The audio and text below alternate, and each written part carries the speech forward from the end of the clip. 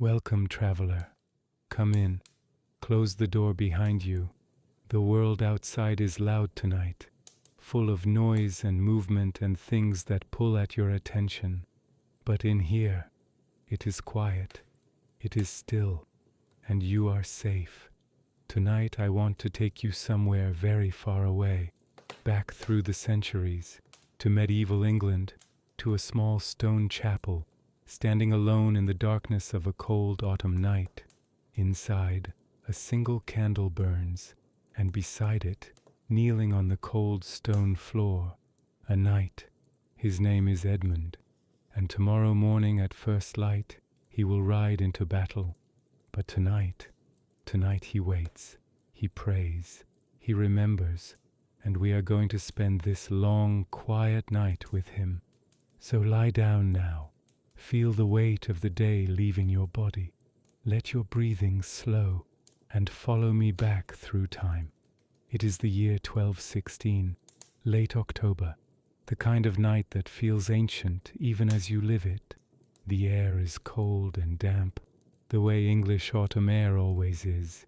It carries the smell of wet leaves, of distant wood smoke, of earth that has been rained on for days. The chapel sits at the edge of a wide meadow. Beyond the meadow, a dark forest. Beyond the forest, a river. And beyond the river, the enemy camp. Their fires are visible from the chapel door. Small orange points of light in the darkness, scattered across the far hillside. Dozens of them, perhaps more. Edmund does not look at them. He has looked enough today. He pushes open the heavy chapel door and steps inside. The door closes behind him with a deep, solid sound. The noise of the camp outside, the voices, the horses, the distant clang of metal fades to almost nothing. In here there is only silence, and one candle, placed on the altar at the far end of the chapel, a single flame, burning very still in the windless air. Edmund stands for a moment just inside the door, letting his eyes adjust. The chapel is small, perhaps 12 paces from door to altar. The walls are rough stone, unplastered. The floor is cold flagstone, worn smooth by generations of feet. There are no pews, just open space, and at the front the altar, a simple stone table, covered with a cloth of faded white linen, a wooden cross behind it, plain and dark with age. Above, the ceiling arches in a low vault.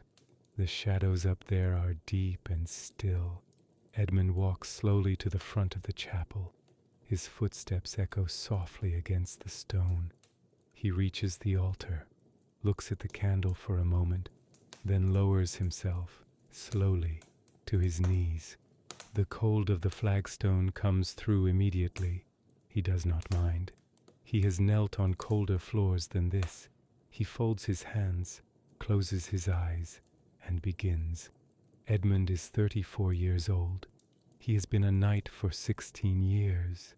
He received his spurs at 18 on a grey morning in a chapel not unlike this one, somewhere in the north of England. He remembers the cold of that morning, the weight of the sword touching his shoulders, the words spoken over him in Latin, which he understood only partly. He has fought in 7 battles since then. He is still alive. This is not nothing. Many of the men he trained with are not. He is not a large man, not the kind of knight that poets write songs about, enormous, unstoppable, carved from stone. He is of medium height, lean rather than broad. His hair is dark brown, cut short. His face is unremarkable, the kind of face that blends into a crowd. But he is very good at staying alive, and at keeping the men around him alive. That is what his Lord values in him. Not glory, not spectacle, steadiness, the ability to think clearly when everything around you is noise and fear and confusion. Tomorrow will test that steadiness again. He knows what is coming. He has seen the enemy numbers. He has walked the ground. He has talked with the other knights, studied the terrain, listened to the scouts. He is as prepared as a man can be. And still, he is here, on his knees, in the dark, because preparation is not enough. It never is.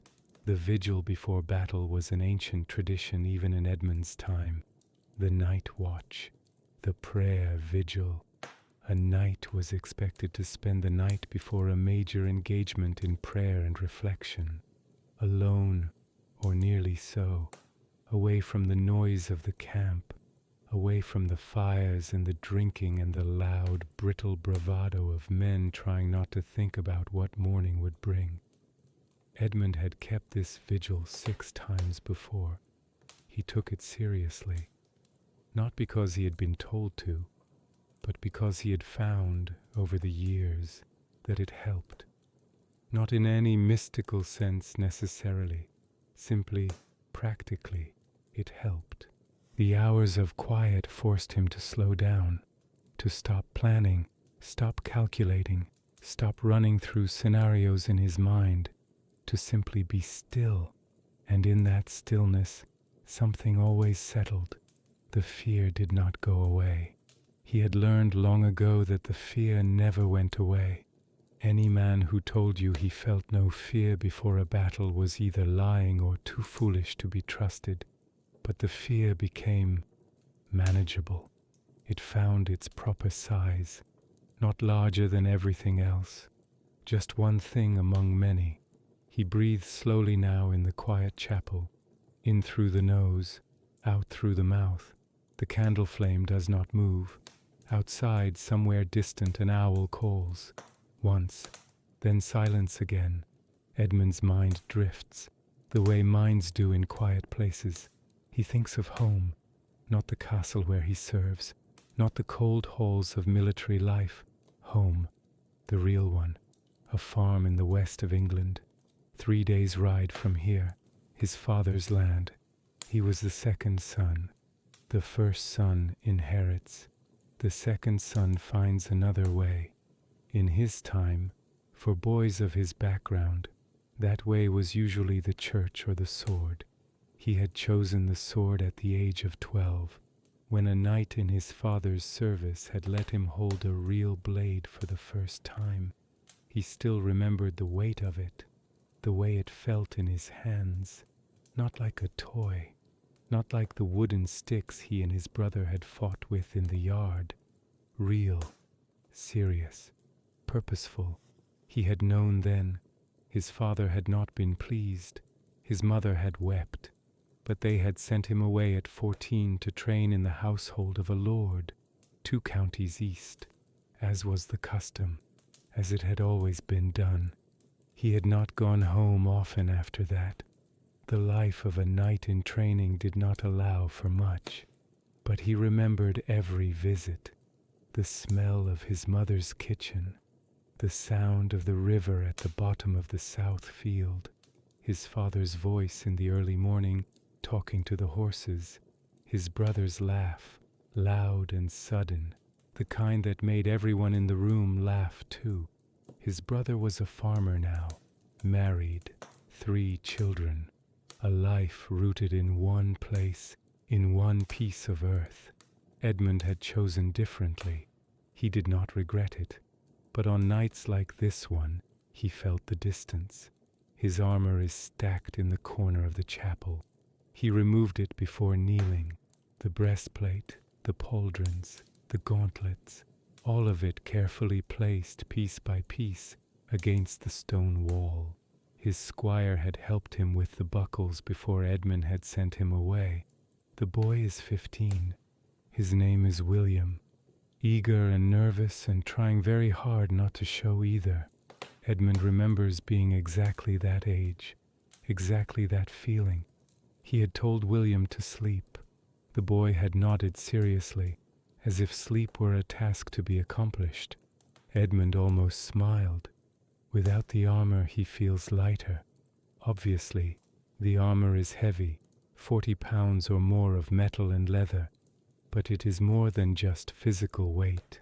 The armor is a role, a statement, an identity. When you put it on, you become something specific, a function, a position in a formation. Without it, in this quiet chapel, in his plain linen tunic and woolen leggings, he is just a man, 34 years old, tired, a long way from home, kneeling on a cold floor, talking to something he cannot see, asking for things he is not sure he deserves. The candle flickers, just once, then steadies. Edmund does not pray in elaborate language. He never has. Some nights, he knew, had memorized long formal prayers in Latin, could recite them perfectly, without pausing, like a performance. Edmund's Latin was functional at best, enough to follow the Mass, enough to understand the basic liturgy, not enough for eloquence. So he prayed simply, in plain English, the same things he always asked for: steadiness, clarity, the ability to think when thinking was hardest, protection for the men in his charge, the 20 soldiers who would follow him tomorrow, who had trusted him with their lives in the way that soldiers do, without ceremony, without words. He did not ask to survive. He had never been able to bring himself to ask that specifically. It felt too narrow, too personal, as if survival were the only thing that mattered. He asked instead for the ability to do what needed to be done, whatever that turned out to be. And then, when the formal part of the prayer was finished, the part that felt like a duty, like a box to be ticked, he simply stayed, kneeling in the quiet, not asking for anything, not saying anything, just present, in the cold and the dark and the candlelight. This was the part he valued most, the silence after the words. The hours passed slowly, the way hours always pass in quiet places at night, not unpleasantly, just slowly. Edmund shifts his weight occasionally, from one knee to the other, or sitting back on his heels for a while to rest. The cold of the floor is constant, a dull ache in both knees that he has learned to ignore.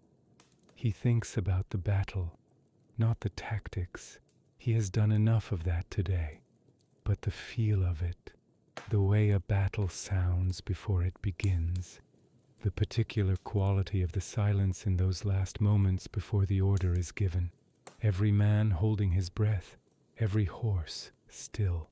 He has been in that silence 7 times, and every time, without fail, he has felt the same thing, a strange, deep calm, not the absence of fear.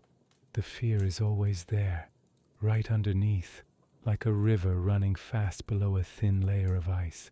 But on top of it, calm, as if the body, having prepared everything it could prepare, simply surrendered to what was coming. He had tried to explain this to William once. The boy had looked at him with wide eyes, not quite believing. Edmund did not blame him. It was not something you could understand from the outside. It was only something you could learn by doing, by surviving, by coming back to a chapel like this one, on a night like this one, and sitting with the knowledge of what the morning would bring, and finding that you were still breathing, still here, still yourself. Somewhere past midnight, Edmund lies down on the floor, not to sleep, or not intending to, just to rest his back.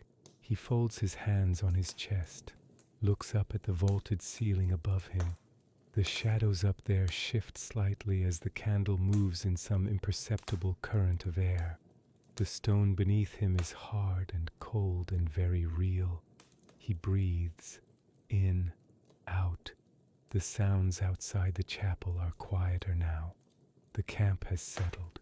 Even the horses are still. The distant fires on the enemy hillside have burned lower. The world is resting.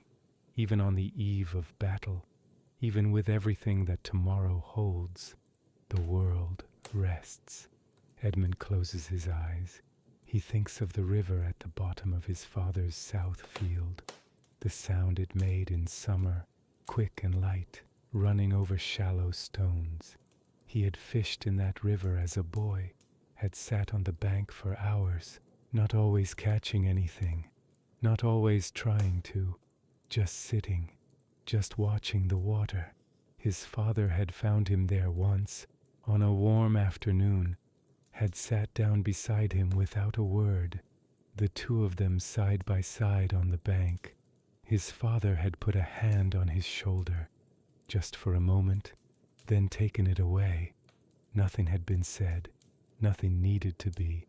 Edmund carries that afternoon with him everywhere, has carried it for 20 years, in every cold chapel, every long march, every dark morning before a battle. That warm afternoon by the river, his father's hand on his shoulder, the sound of the water. The candle burns lower. The flame is small now, barely larger than a seed, but steady, still burning. Edmund breathes slowly on the cold stone floor. His eyes are closed, his hands folded on his chest. His face is still. Whatever comes tomorrow will come. He has done what he can do, prepared what he can prepare, asked for what he knows how to ask for. And now there is only this, the quiet chapel, the small flame, the cold floor beneath him, and the sound of his own breathing, in and out, in and out. Let your own breathing match his now, slow and steady, in and out. Feel the weight of your body, heavy against whatever is beneath you, warm, still. There is nothing you need to do tonight, no battle to prepare for, no weight to carry, just this warmth, just this quiet, just the slow, steady rhythm of your breath in the dark. You are safe. You are held by something much older and much larger than anything you are facing. Let it carry you now, down and down, into the deep, still water of sleep. Sleep well, traveler. Edmund is keeping watch tonight.